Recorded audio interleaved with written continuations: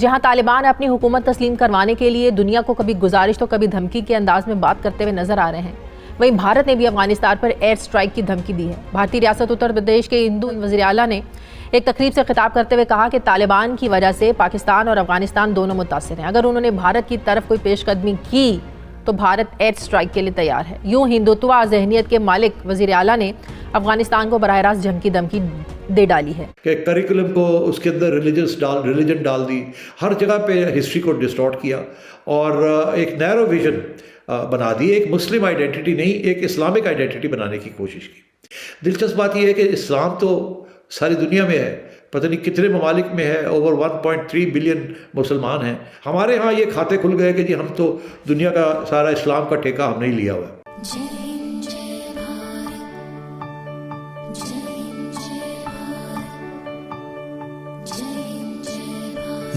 क्या तालिबान हुकूमत जो है ये धमकियों पर उतर आई है? ये अमेरिका की 20 साल तबाही का खुमियाजा अफगानियों को भुगतना ही होगा, क्योंकि एक अलमनाक इंसानी बहरान जन्म लेने को है। अफगानिस्तान में कायम तालिबान हुकूमत को कोई भी मुल्क तस्लीम करने के लिए तैयार नहीं है, जिस पर तालिबान हुकूमत के तर्जुमान ने अमेरिका को वाज़े ये मैसेज दिया है कि इनकी हुकूमत को तस्लीम किया जाए, वरना दुनिया के लिए मसाइल पैदा होंगे।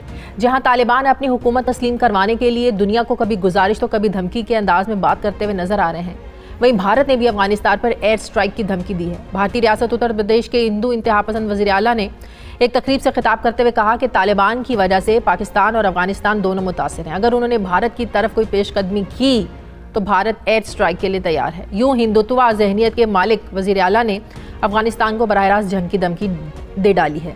अफगानिस्तान दुनिया में अमन या जंग की इस वक्त अलामत बना हुआ है। इस वक्त आलमी ममालिक कॉन्फ्रेंसेस में जितने बड़े इशूज़ पर बहस हो रही है, उसमें अफगानिस्तान का मसला सर फहरिस्त होता है, एजेंडे पर होता है। 20 साल जंग के बाद शिकस्त खुर्दा अमेरिका तो अफगानिस्तान से निकल गया, मगर इसके निकलते ही अफगानिस्तान में एक के बाद दूसरा बहरान जन्म ले रहा है। इससे हमसाया ममालिक तो मुतासिर हो रहे हैं, बल्कि खदशा ये जाहिर किया जा रहा है कि यूरोप और दीगर ममालिक भी इस सारे बहरान की लपेट में आएंगे। अफगानिस्तान में पैदा होने वाला इंसानी बहरान पाकिस्तान के लिए मुश्किलात पैदा करने जा रहा है।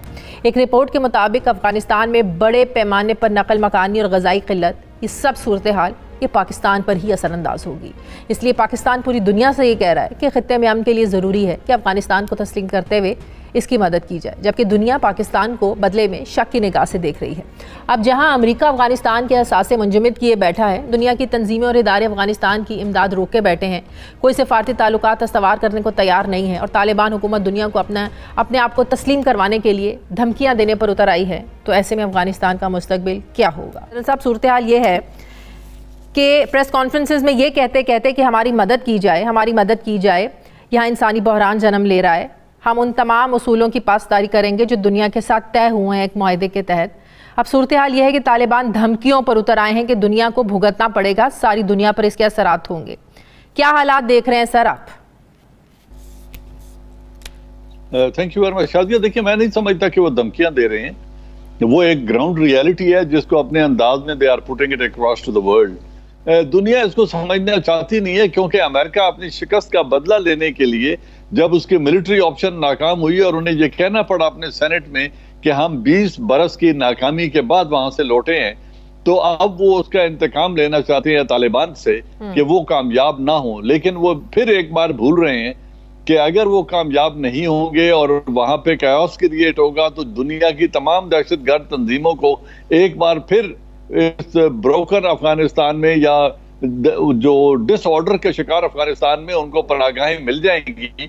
ये रीजन के लिए भी एक बुरी खबर होगी। और आज ये भी अमेरिकी अखबार में ये खबर देख रही थी कि अफगान फौजी तालिबान जो है, ये हम देख चुके हैं जनरल साहब, जो अफगान फौजी हैं ये तालिबान से महफूज रहने के लिए दाइश का हिस्सा बन रहे हैं। तो सर, ये तो बड़ी जनरल साहब अलार्मिंग सिचुएशन है।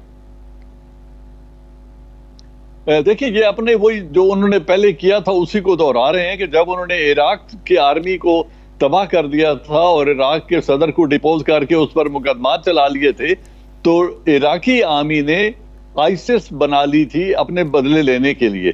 तो अगर वो उसी पैटर्न को यहाँ डिलिबरेटली दोहराना चाहते हैं या उससे सरफ नजर कर रहे हैं, तो ये बिल्कुल ऐसा हो सकता कि अगर उन सोल्जर्स को जिनकी तरबियत हिंदुस्तान ने की, वो सोल्जर जिनकी तरबियत खुद अमेरिका और कोलिशन फोर्सेस ने की, अगर उनको तनख्वाहें नहीं मिलेंगी, अगर मुल्क इंस्टेबिलिटी का शिकार होगा और उनको बाहर कोई पनाह भी नहीं देगा, रिफ्यूज भी नहीं देगा, तो वो कोई ना कोई तंजीम ज्वाइन कर सकते हैं, जो बड़ी अनफॉर्चुनेट सिचुएशन होगी रीजन के लिए और पाकिस्तान के लिए, क्योंकि हम भूख बढ़ेगी वहां पर करते हैं और यही वो चीज है, बेरोजगारी बढ़ेगी, जवानों के लिए नौकरी नहीं होगी, तालीम नहीं होगी, जो हम बात कर रहे हैं कि इंसानी बहरान जन्म ले रहे हैं, तो पाकिस्तान पर इसके क्या कॉन्सिक्वेंसेस होंगे? क्या फिर हम वही 80 की दिहाई में वापस चले जाएंगे, मुहाजिरीनों को पनाह देना और फिर उन्हें वेलकम हमें करना पड़ेगा मजबूरन? अब जो मगरबी दुनिया का एक ब्लॉक बन गया है, क्या ये हमें FATF से निकलने देगा जनरल साहब? वो दुनिया जो इनको मानने को तैयार ही नहीं है। ना FATF में डालने की ये वजह थी और ना निकलने की ये वजह बनेगी, उसके मकासद और हैं, और वो पाकिस्तान के ऊपर जिस वजह से दबाव डाला जा रहा है उसकी और बहुत सारी जेतें हैं। उसमें चाइना है, उसमें इंडिया के साथ रिलेशंस हैं, इंडिया की हेजेमनी को एक्सेप्ट करने की डिमांड है, न्यूक्लियर फैसिलिटीज को भी इनडायरेक्टली कैप करने की बात किसी स्टेज पे आ जाएगी।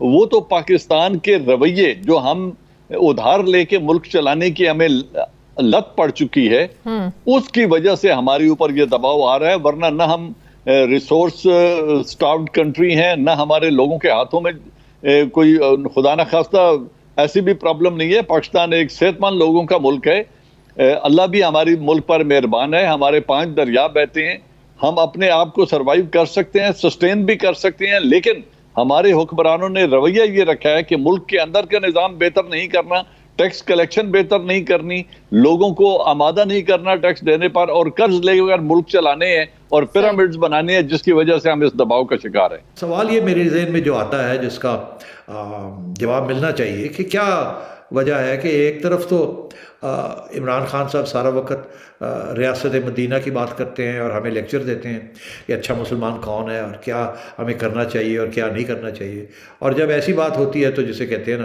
कि एक मजहबी ऑर्गेनाइजेशन के आगे घुटने टेक देते हैं। तो इसका मतलब क्या है? देखिए, जब से जनरल ज़ियाउल हक इस मुल्क में आए थे 1977 में, उसके बाद वो दिन है और आज का दिन है कि आपकी हर हुकूमत, ख़ुसूसन ज़ियाउल हक साहब की 7 साल की हुकूमत ने, जिसे कहते हैं ना कोट अनकोट इस्लामाइजेशन की, यहाँ हर किस्म के हदूद और शरीयत के कानून जो है वो लेके आए, हर किस्म की तालीम जो है उसको मजहबी बनाया, यहाँ तक कि अब जो उसके बाद जो भी हुकूमतें आईं उन्होंने भी बिल्कुल वही फॉलो किया कि करिकुलम को उसके अंदर रिलीजन डाल दी, हर जगह पे हिस्ट्री को डिस्टॉर्ट किया और एक नैरो विजन बना दी, एक मुस्लिम आइडेंटिटी नहीं एक इस्लामिक आइडेंटिटी बनाने की कोशिश की। दिलचस्प बात यह है कि इस्लाम तो सारी दुनिया में है, पता नहीं कितने ममालिक में है, ओवर 1.3 बिलियन मुसलमान हैं, मगर वो हमेशा अपनी नेशनल आइडेंटिटी के साथ डील करते हैं इश्यूज़ को। हमारे यहाँ ये खाते खुल गए कि जी हम तो दुनिया का सारा इस्लाम का ठेका हमने ही लिया हुआ है, जिसकी वजह से सारी जो उसके बाद जनरेशन्स आई हैं आयशा, उनके अंदर एक किस्म की मजहबी तालीम और शोहरत जो है वो ज़्यादा बढ़ के है अब, और उसी के साथ वो फॉरेन पॉलिसी भी देखते हैं, उसी के साथ वो अपने रोज़मर्रा की ज़िंदगी भी को देखते हैं, उसी के साथ तालीम देखते हैं। तो हर चीज़ के अंदर हमने एक आइडेंटिटी डाली है इस्लामिक। अब जब आप ये करते हैं और जो सो कॉल्ड सेकुलर हुकूमतें आई हैं, जैसे पीपल्स पार्टी की हुकूमत अपने आप को सेकुलर कहती है, उन्होंने भी इसको वापस टर्न करने की कोशिश नहीं की, इस पॉलिसी को जो ज़ियाउल हक साहब के ज़माने से आ रही है। और उसके बाद नून वाले तो वैसे ही कंजर्वेटिव थे, जो भी तालीम की एजुकेशन पॉलिसीज़ आती रही उसके अंदर हैवी डोज ऑफ इस्लामाइजेशन और रिलीजन डाली गई। और अब वो सूरत हाल ये है कि ये हुकूमत जो आई है इससे तो बिल्कुल आउट ऑफ द वे जाके ये सिंगल नेशनल करिकुलम की जो बात कर रहे हैं, जिसके अंदर हमें ये कहा जा रहा है कि हम मदारिस को मेन स्ट्रीम में ला रहे हैं, एक्चुअली ये मेन स्ट्रीम एजुकेशन है उसको रिलीजन की तरफ धकेल रहे हैं। ये मेन इसके ऊपर कॉन्ट्रडिक्शन है या क्रिटिसिज्म है इसका।